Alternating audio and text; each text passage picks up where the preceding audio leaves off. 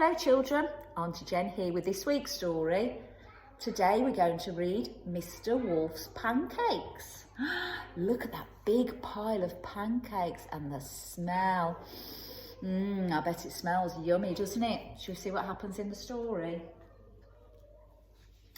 One day, Mr. Wolf was feeling hungry and he fancied some pancakes. Yum, yum, he said, licking his lips at the thought of a big pile of delicious pancakes. Mr. Wolf had never made pancakes before, so he took his big recipe book down off the shelf and looked inside. But you know what? Wolves can't read very well, and Mr. Wolf had real trouble making sense of it. So he went to get some help from his neighbours. He called on Chicken Licken. "Please, can you help me read this?" he asked. "No," said Chicken Licken, slamming the door in Mr. Wolf's face. Bang! That's very rude, isn't it, children? Oh dear, sighed Mr. Wolf, and he sat down slowly and he read the book really slowly. And on his own, he worked out what he needed. He needed some flour and some eggs and some milk. You see, he's scratching his head. Look, he's having to work really hard. Nobody would help him, would they? Mr. Wolf looked in his cupboard for the ingredients, but he couldn't find anything that he needed. "I know, I'll go to the shop," he decided, and he settled down to write a list. But wolves aren't very good at writing, so Mr. Wolf went and called on his friend, Wee Willie Winky.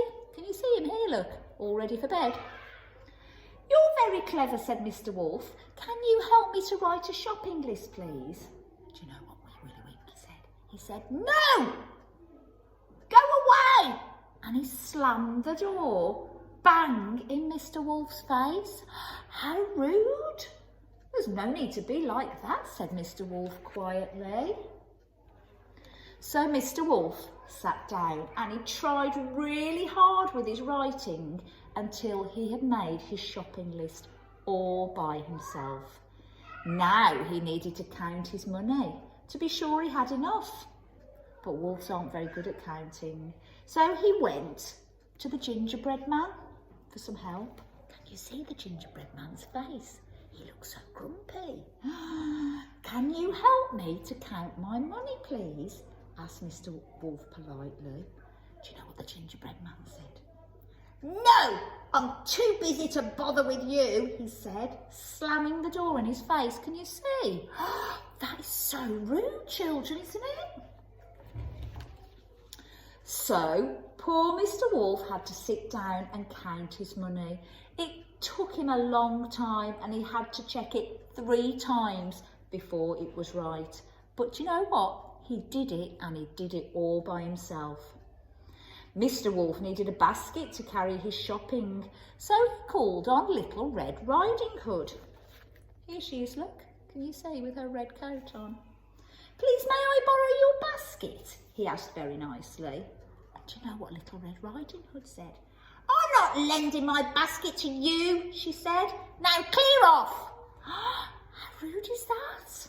So Mr. Wolf set off to the shop without a basket. "I'll manage," he said.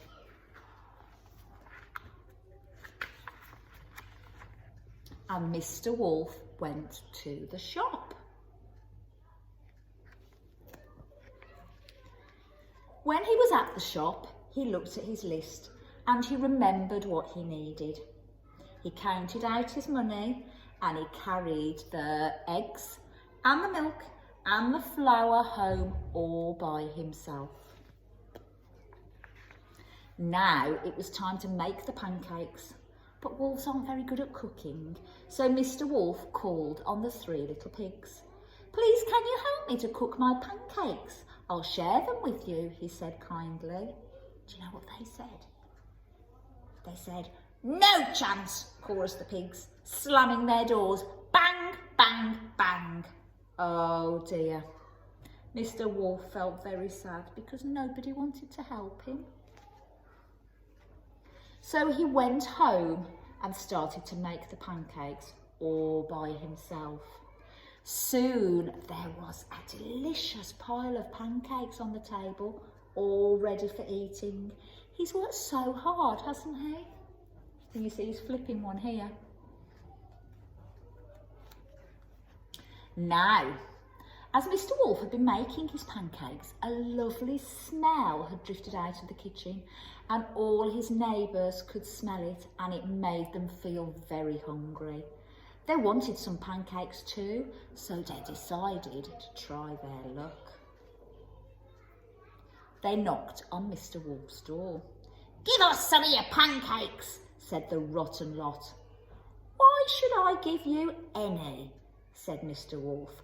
"Not one of you would help me." "We'll help you to eat them," replied Mr. Wolf's neighbours nastily. "Anyway, we're not going away until you give us some." Gosh, how rude is that? Well, Mr. Wolf thought very hard for a minute, and he thought there was only one decent thing to do. "Oh, very well then," he sighed, "you'd better come in." Mr. Wolf opened the door wide, and whoosh, his greedy neighbours rudely pushed past him and dashed down the hall. Mr. Wolf shook his head and shrugged his shoulders, and he followed them into the kitchen. And when they were all in, Mr. Wolf gobbled them all up, snippety snappety, and that was the end of his unhelpful and rude neighbours. Gosh, I bet you weren't expecting that, children, were you? They had been very rude though. And then with his bulging tummy, not quite full, Mr. Wolf sat down to eat his pile of pancakes, and he did it all by himself. Well, there was nobody else around to help, was there? Gosh, he must be very full now, hadn't he? It serves them right. They should have helped him to make his pancakes, shouldn't they? See you soon. Bye, children.